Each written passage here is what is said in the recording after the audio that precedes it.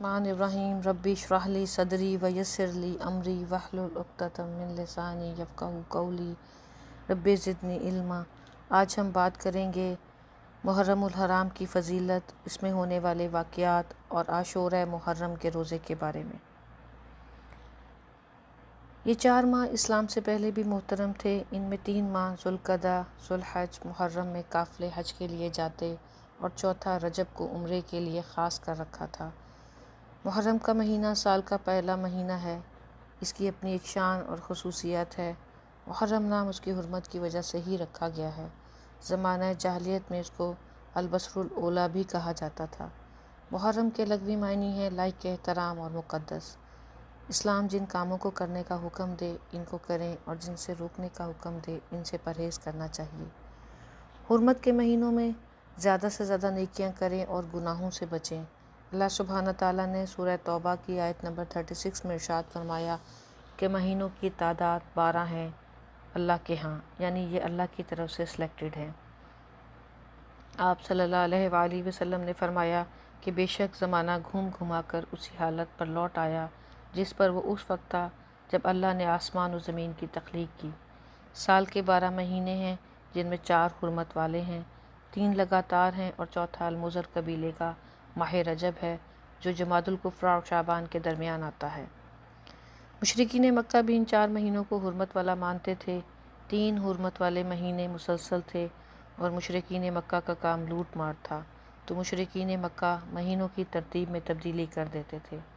ذوالقعدہ اور ذوالحجہ کے بعد صفر کہتے تھے اور یہ کہتے تھے کہ محرم صفر کے بعد آئے گا، کیونکہ 3 ماہ گناہوں سے روکے رہنا، لوٹ مار سے روکے رہنا ان کے لیے بہت مشکل تھا۔ آپ صلی اللہ علیہ وآلہ وسلم نے جس سال حج کیا اس سال مہینے صحیح ترتیب میں تھے، اس لیے آپ صلی اللہ علیہ وآلہ وسلم نے زمانہ گھوم گھما کر اسی جگہ پر آ گیا کی بات کی، کیونکہ جب آپ خطبہ دے رہے تھے تو عرب نے دین اسلام کو قبول کر لیا تھا۔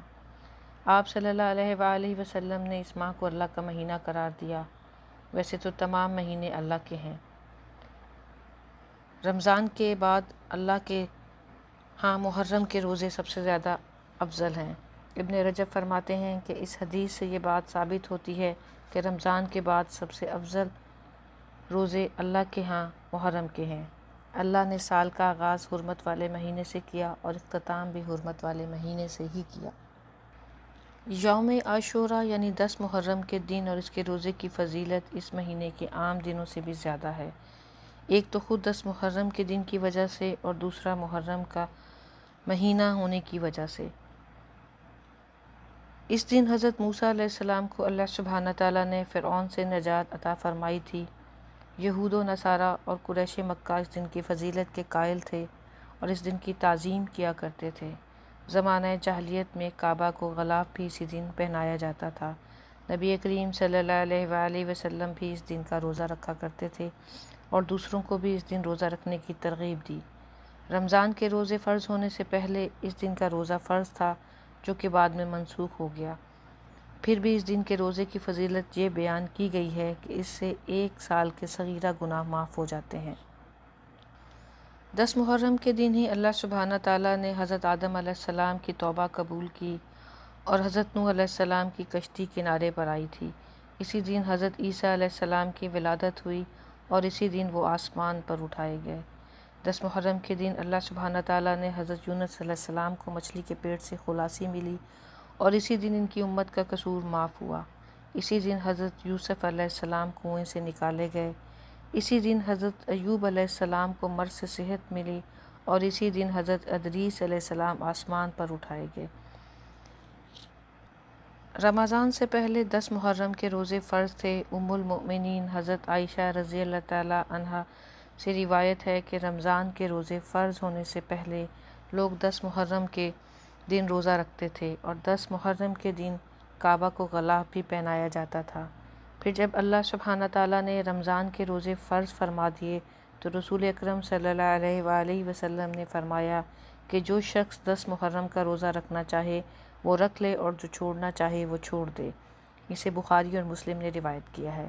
10 محرم کے روزے کا پس منظر یہ ہے کہ حضرت ابن عباس رضی اللہ تعالیٰ عنہ سے مروی ہے کہ نبی کریم صلی اللہ علیہ وآلہ وسلم جب مکہ سے ہجرت فرما کر مدینہ تشریف لائے تو آپ نے یہودیوں کو 10 محرم کے دن روزہ رکھتے ہوئے دیکھا۔ آپ نے ان سے پوچھا کہ اس دن کی کیا خصوصیت ہے کہ تم روزہ رکھتے ہو؟ انہوں نے کہا کہ یہ بڑا عظیم اور نیک دن ہے۔ اس دن اللہ سبحانہ تعالیٰ نے حضرت موسیٰ علیہ السلام اور اس کی قوم کو نجات دی اور فرعون پر غلبہ عطا فرمایا اور فرعون اور اس کی قوم کو غرق کیا۔ چونکہ موسیٰ علیہ السلام نے بطور شکر اور بطور تعظیم اس دن روزہ رکھا تھا، اس لیے ہم بھی روزہ رکھتے ہیں۔ تو آپ صلی اللہ علیہ وآلہ وسلم نے فرمایا کہ تمہارے مقابلے میں ہم موسیٰ علیہ السلام سے زیادہ قریب ہیں اور بطور شکر روزہ رکھنے کے لیے زیادہ حقدار ہیں۔ چنانچہ آپ نے اس دن 10 محرم کے دن خود بھی روزہ رکھا اور دوسروں کو بھی روزہ رکھنے کی تلقین کی۔ اسے صحیح مسلم اور بخاری نے روایت کیا ہے۔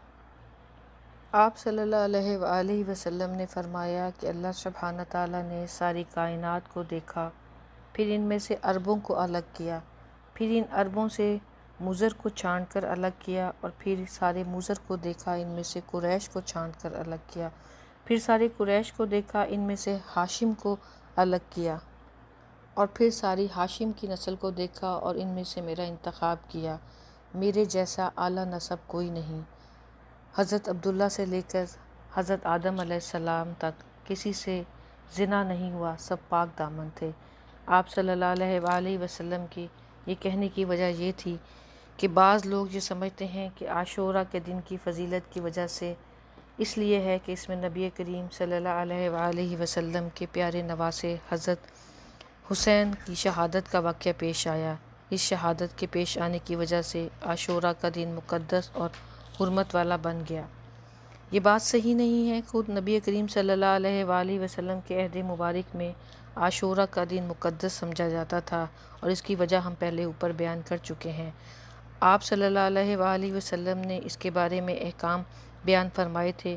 قرآن حکیم نے اس حرمت کا اعلان فرمایا ہے۔ حضرت حسین کی شہادت کا واقعہ نبی کریم صلی اللہ علیہ وآلہ وسلم کی وفات کے تقریباً 60 سال بعد پیش آیا تھا، لہٰذا یہ بات درست نہیں کہ عاشوراء کی حرمت اس واقعے کی وجہ سے ہے، بلکہ یہ تو حضرت امام حسین کی مزید فضیلت کی دلیل ہے کہ اللہ نے آپ کی شہادت کا مرتبہ اس دن عطا فرمایا جو پہلے سے ہی مقدس اور محترم چلا آ رہا ہے۔